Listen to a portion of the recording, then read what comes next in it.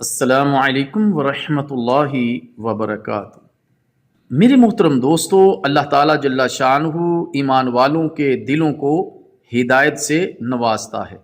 اللہ تعالیٰ جل شانہ کا فرمان ہے، اعوذ باللہ السمیع العلیم من الشیطان الرجیم، وَمَن يُؤْمِن بِاللَّهِ يَهْدِ قَلْبَهُ وَاللَّهُ بِكُلِّ شَيْءٍ عَلِيمٌ۔ جو اللہ تعالیٰ پر ایمان لائے، اللہ تعالیٰ اس کے دل کو ہدایت دیتا ہے اور اللہ ہر چیز کو خوب جاننے والا ہے۔